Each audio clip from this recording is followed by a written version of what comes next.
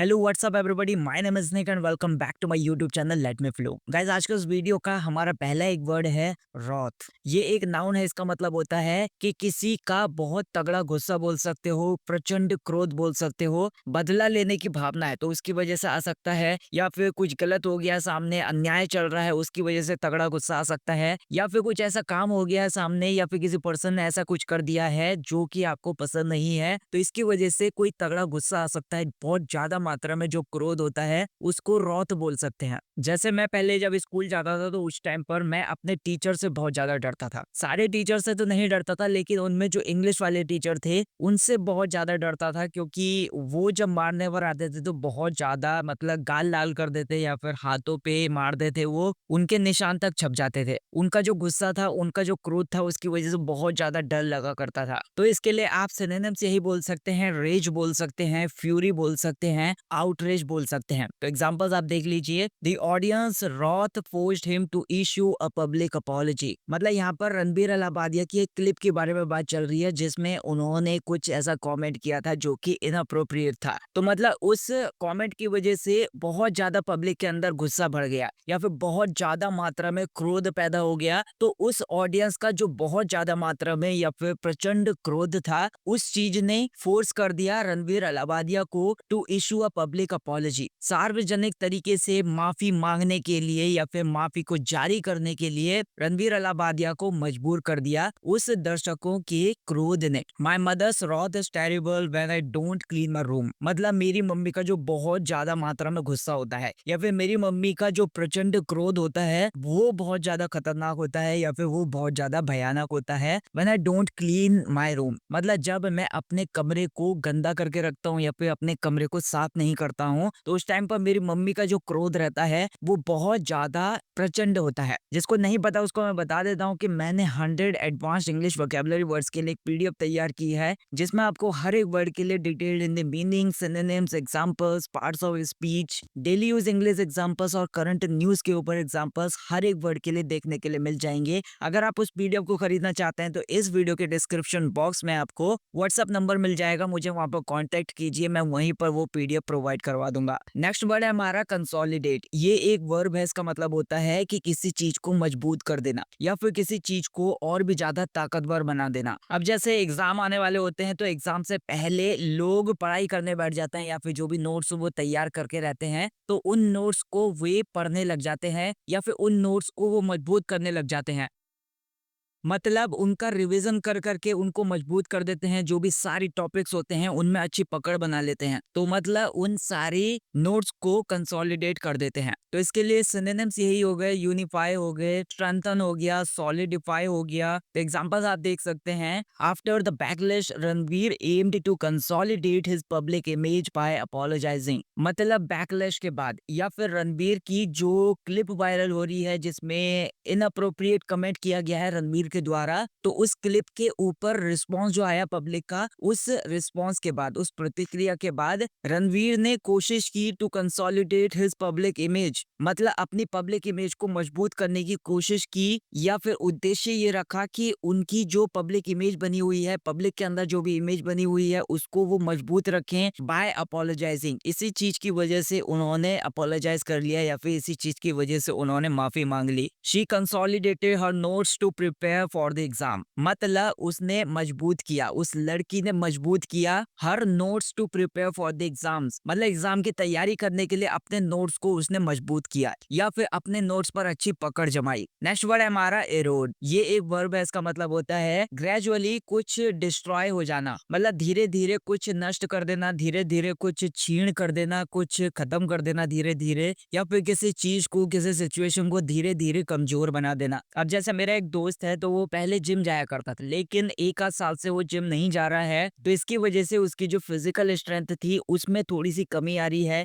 या फिर वो थोड़ी थोड़ी कमजोर होती चली जा रही है, क्योंकि वो एक आध साल से बिल्कुल भी जिम नहीं जा रहा है। ऐसे ही जैसे लगातार बारिश पड़ रही है तो एक घर है वो पुराना बना हुआ है, तो जो मिट्टी का घर बना हुआ है या फिर ऐसा बोल सकते हो कमजोर घर बना हुआ है, तो उसकी कमजोरी को और वो कमजोर करते हुए चली जा रही है जो लगातार बारिश पड़ रही है। तो मतलब ये जो काम होगा वो धीरे धीरे धीरे होगा, तो इसीलिए एरोड वर्ड का यूज कर सकते हैं। तो इसके लिए सिनोनिम्स आप बोल सकते हैं, डिटीरियरेट बोल सकते हैं, वेयर अवे बोल सकते हैं, डिके बोल सकते हैं, या फिर वीकन बोल सकते हैं। एग्जांपल्स आप देख लीजिए, such controversies can erode a content creator's credibility. मतलब कुछ ऐसी कंट्रोवर्सीज हैं या फिर कुछ ऐसे विवाद हैं, वो एरोड कर सकते हैं, वो नष्ट कर सकते हैं धीरे धीरे, या फिर वो समाप्त कर सकते हैं धीरे धीरे अ कंटेंट क्रिएटर्स क्रेडिबिलिटी। मतलब एक कंटेंट क्रिएटर की जो क्रेडिबिलिटी है या फिर एक कंटेंट क्रिएटर की जो भी विश्वसनीयता है, उसको ऐसी कंट्रोवर्सीज धीरे धीरे कमजोर कर सकती हैं या फिर नष्ट कर सकती हैं। Over time the lack of exercise eroded his physical strength.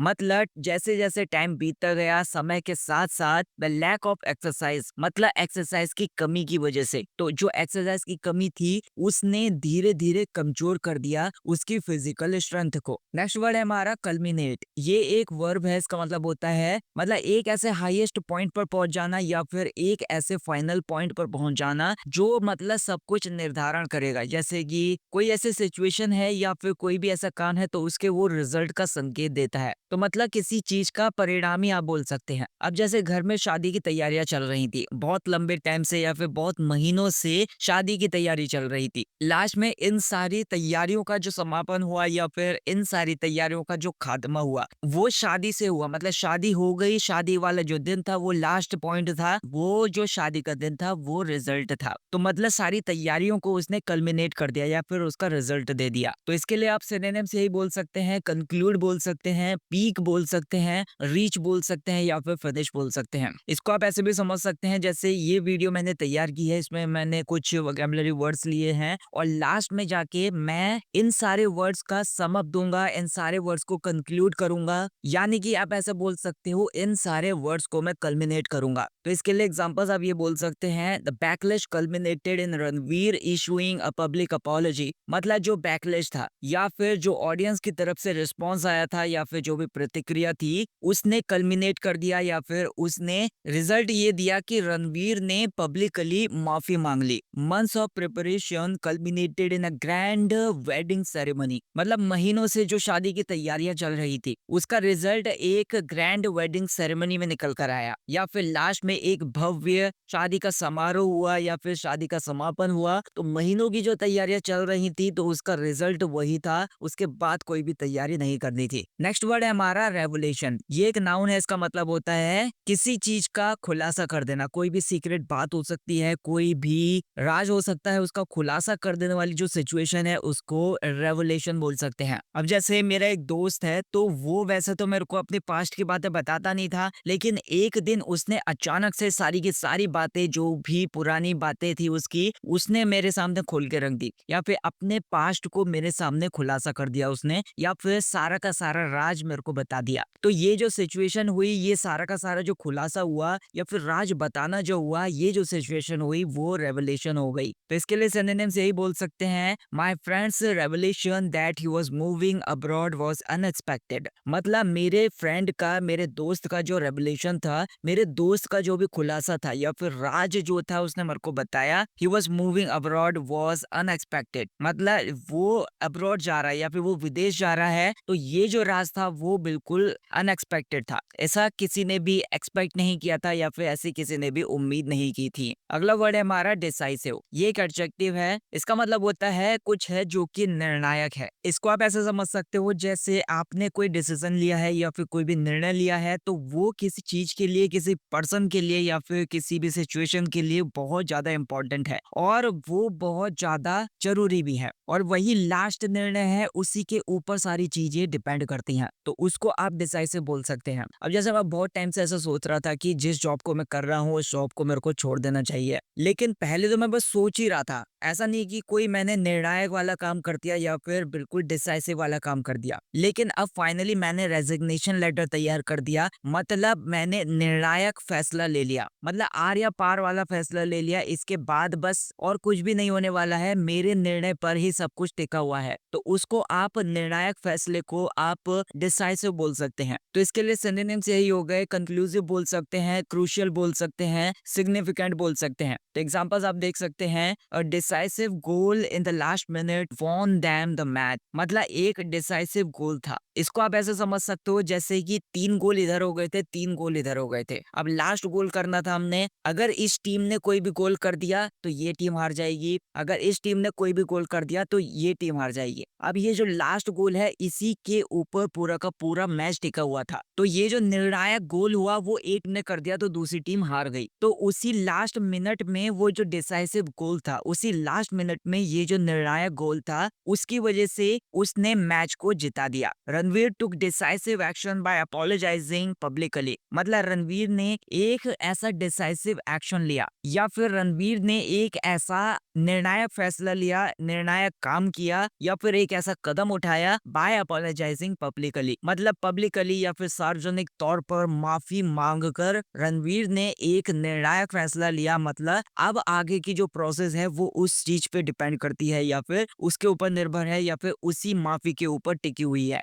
Next word है हमारा रीइंफोर्स। ये एक वर्ब है, इसका मतलब होता है किसी चीज को स्ट्रेंथन कर देना, किसी चीज को मजबूत कर देना या फिर किसी चीज को सपोर्ट करना। मतलब किसी चीज को बहुत ज्यादा स्टेबल बनाना, बहुत ज्यादा टिकाऊ बनाना ताकि वो लंबे टाइम तक टिकी रहे। अब जैसे घरों का कंस्ट्रक्शन चलता है उस टाइम पर हम सब सोचते हैं कि जो फाउंडेशन है, जो भी नींव है, उसको हम मजबूत बनाएं ताकि लंबे टाइम तक हमारा घर टिका रहे। ऐसे ही जैसे अगर कोई भी रिलेशन में आता है तो विश्वास को मजबूत करना बहुत ज्यादा जरूरी होता है। अगर विश्वास मजबूत होगा तो रिश्ता भी लंबे टाइम तक टिका रहेगा। तो इसी मजबूत करने को आप रीइंफोर्स बोल सकते हैं। इसके लिए एग्जांपल्स आप बोल सकते हैं, स्ट्रेंथन बोल सकते हैं, सपोर्ट बोल सकते हैं, सिक्योर बोल सकते हैं या फिर बूस्ट बोल सकते हैं। इसके लिए आप एग्जांपल्स देख सकते हैं। The castle walls were reinforced to withstand enemy attacks. मतलब जो कासल वॉल्स थी या फिर जो भी किले की दीवारें थी वो बहुत ज्यादा मजबूत की गई थी या फिर उनको बहुत ज्यादा मजबूत किया गया था टू विदस्टैंड एनिमी अटैक्स।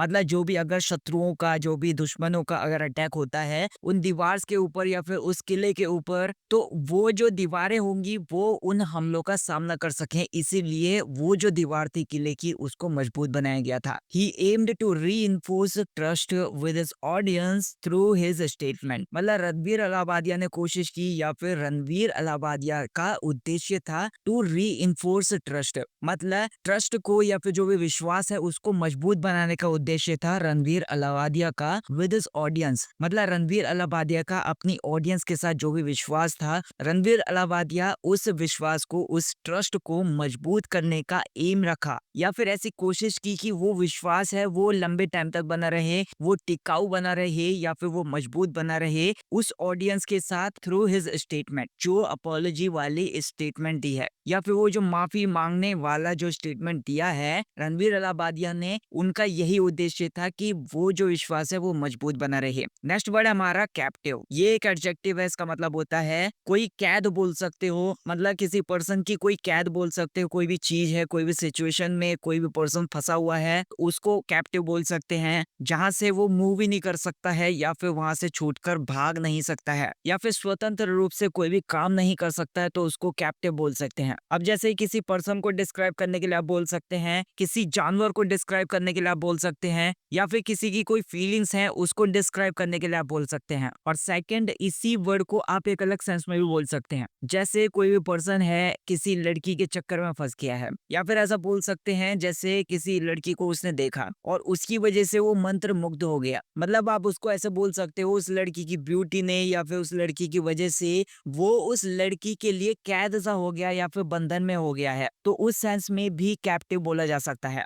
तो मतलब किसी को कैद करने के लिए, किसी को कारावास में डालने के लिए इस वर्ड का यूज किया जा सकता है, और किसी चीज के द्वारा या फिर किसी पर्सन के द्वारा मंत्र मुग्ध हो जाने के लिए भी इस वर्ड का यूज किया जा सकता है। तो इसके लिए सिनोनिम्स यही हो गए, इम्प्रिजन्ड हो गया, ट्रैप्ड हो गया या फिर कन्फाइंड हो गया। एग्जांपल्स आप देख लीजिए, my cat was captivated by the bird outside the window. मतलब जो मेरी बिल्ली थी वो कैद हो गई, या फिर ऐसा बोल सकते हो वो मंत्र मुग्ध हो गई बाय द बर्ड, जो भी चिड़िया उसने देखी तो उस चिड़िया से वो मंत्रमुग्ध हो गई मेरी बिल्ली आउटसाइड द विंडो। मतलब विंडो के बाहर एक चिड़िया को मेरी बिल्ली ने देखा तो उसकी वजह से, उस चिड़िया की वजह से वो मंत्रमुग्ध हो गई। वो उसी को देखने में लगी हुई है या फिर उसको वो अच्छी लगने लग गई। The controversy held him captive affecting his public image. मतलब जो भी कंट्रोवर्सी थी या फिर जो भी विवाद था, रणवीर अलाहाबादिया उसमें फंस गए या फिर रणवीर अलाहाबादिया को उसने फंसा दिया। उस कंट्रोवर्सी ने कैद कर लिया रणवीर अलाहाबादिया को, अफेक्टिंग हिज पब्लिक इमेज, और जो भी पब्लिक इमेज है उसको प्रभावित कर दिया। बहुत सारे मेरे व्यूवर्स वीडियो के लास्ट में वर्ड्स को सम अप करने के लिए भी कहते हैं।